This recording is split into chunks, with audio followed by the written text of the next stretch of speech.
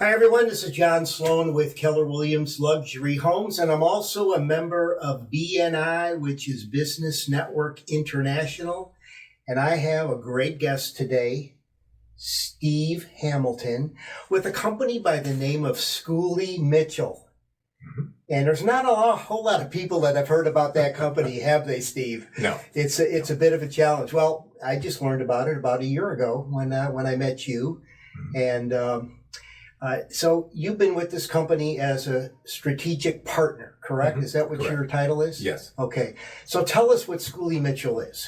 So we're the largest independent cost reduction consulting firm in North America.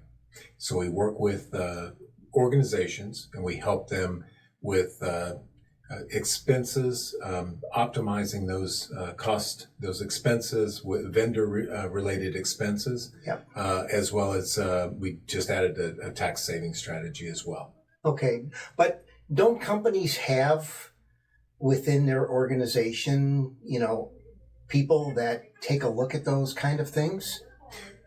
Some do. It depends okay. on how big they are, and how many employees they have. But what we've found is that we have I guess you call it an information edge. Mm-hmm. We've been at it 25 years. We have a team of analysts, and each analyst specializes in a cost category. So they spend all day, every day talking to vendors, and they know. So we have national benchmarking. Got it. Okay. And so we come in and we know depending on the contract and the service, we know where some of the pitfalls are as far as the organizations. All the contracts are typically geared in favor of the vendors. I mean, that's just the way it is. So we know our analysts are experienced, and I always talk about it. It's an analogy of coming in the front door versus the back door.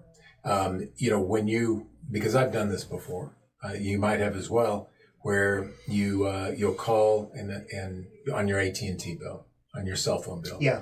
And you'll call AT&T and they're like, and you say, I'm, so fed up with this, my charge, you're overcharging me for this and that. And they say, wow, Mr. Sloan, we've got a deal for you today. Right. And, and here we go.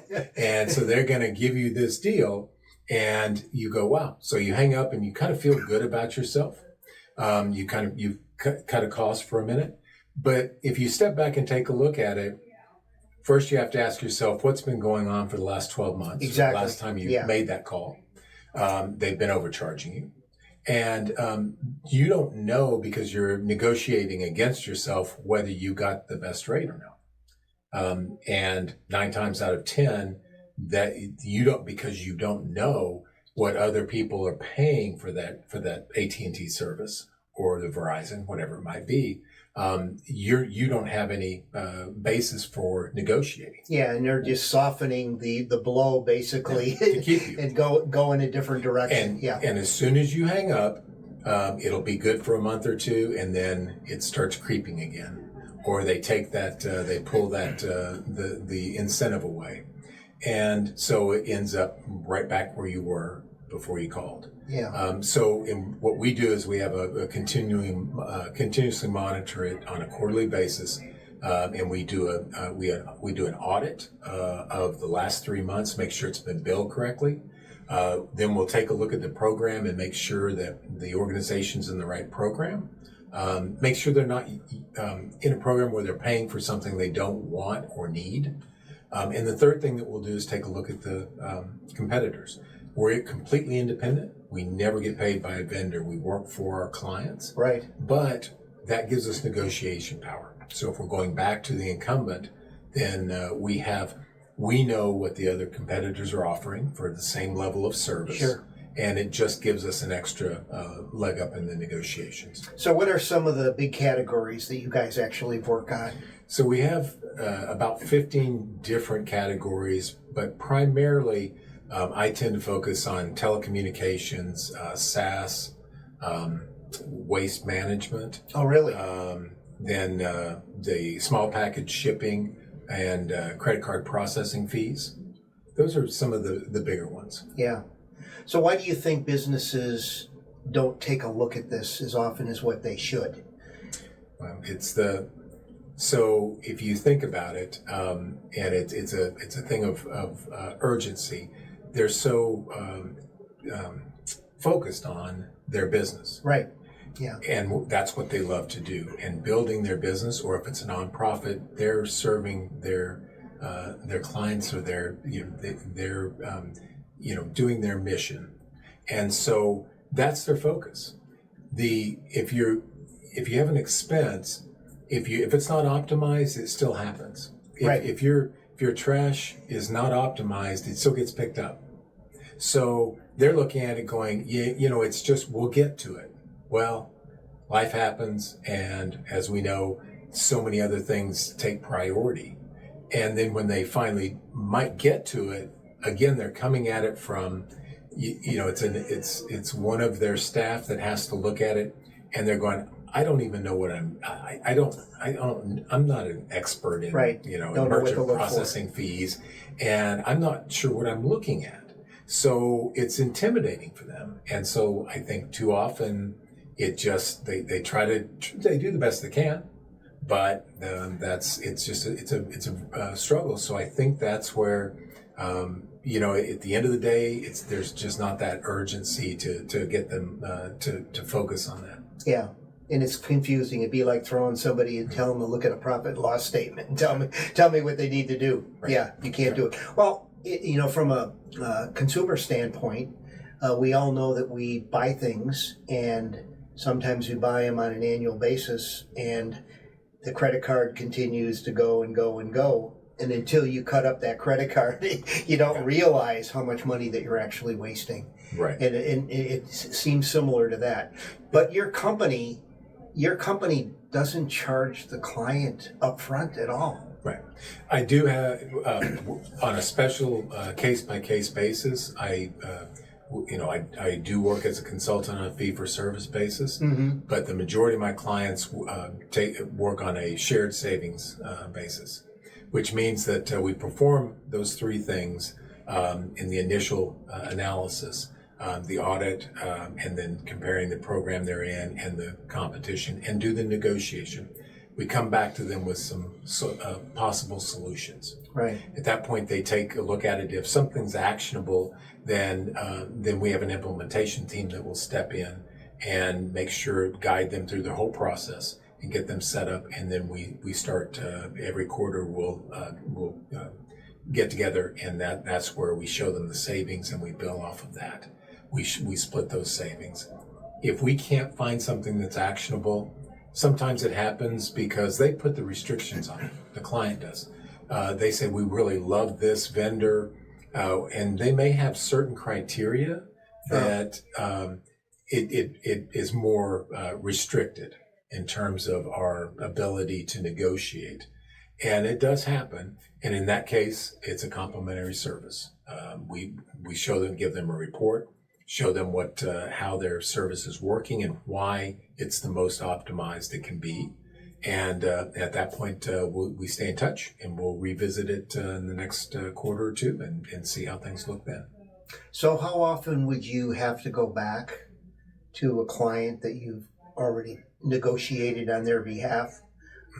You'd come back again at any certain point in time to take a look again to see if anything got jacked up? It's every quarter. Every quarter. Okay. All right. So we don't. So the typical arrangement is that we really pride ourselves on being part of the team. And what I love about the model is that it aligns us almost perfectly with the organization. Here in the Valley, we have a lot of seasonality. Yeah. So if you look at a volume-based type of arrangement, so like credit card processing fees, those are all volume-based. Right. So we have certain restaurants here in the Valley that close for the summer. Well, they have no credit card fees. So there's nothing for us to do. Right. And so at that point, they don't owe us anything. There's no savings because there's no volume. So when they get ready to open, we take a quick look at it, make sure it's optimized, and then they're ready to open their doors. And then we meet every quarter, and we do all three of those things every quarter, and hold ourselves accountable and show them the savings. And then at that point, that's what we bill off of. So we come back each quarter. Typically, it's for 12 quarters, so for 3 years, and then at that point, it's their option. We can continue, or we can switch to a different service. They want to just do a fee for service where we come in once every 3 or 6 months and take a look, and they make it more narrow in scope, or they can just say, it's been great, and they keep all the savings from there. From there on, yeah.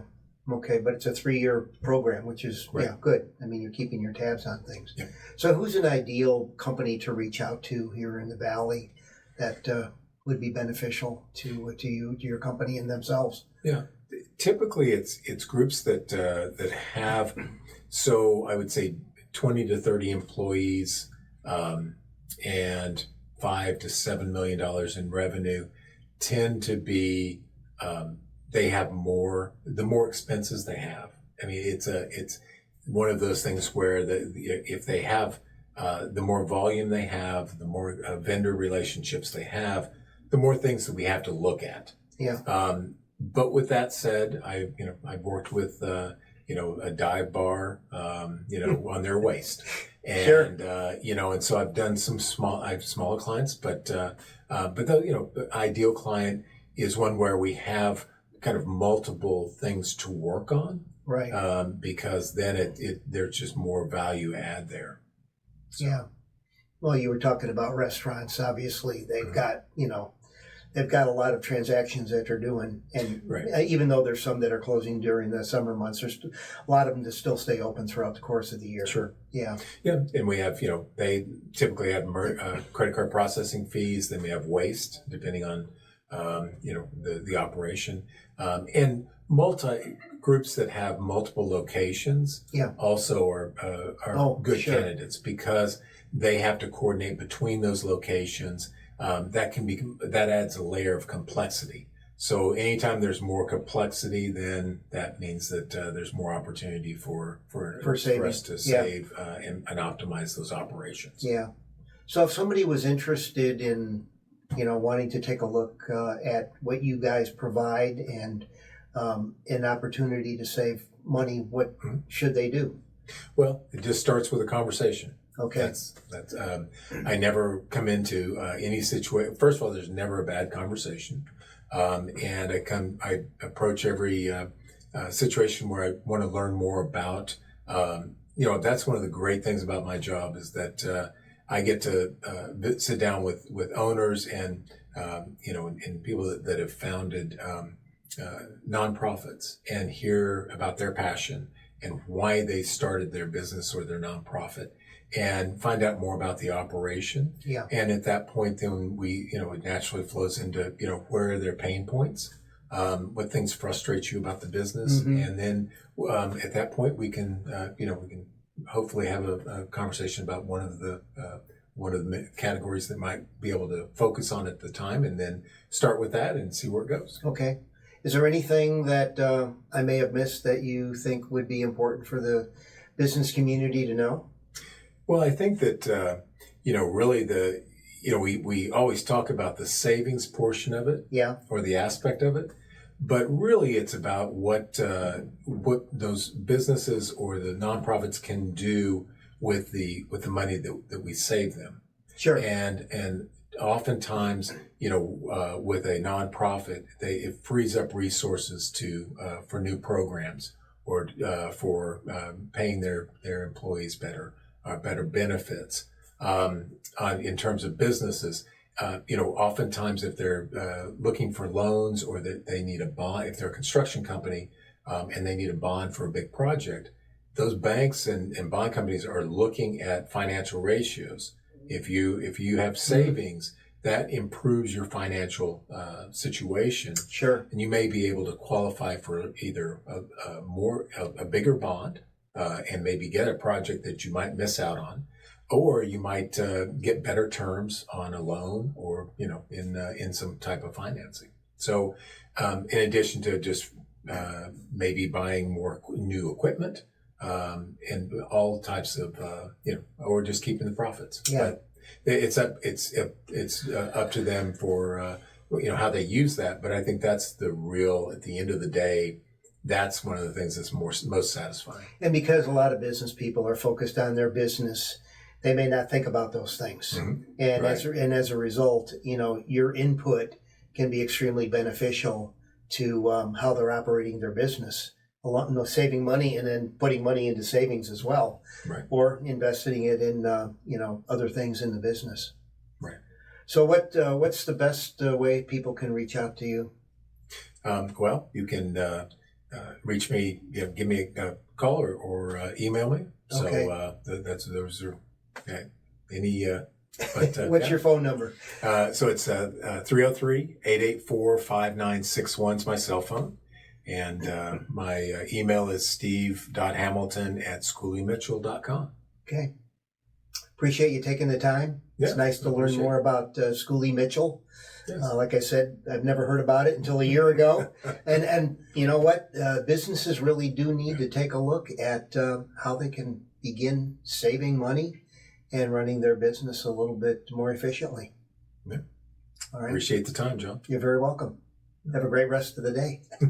I will. Okay. Thank you.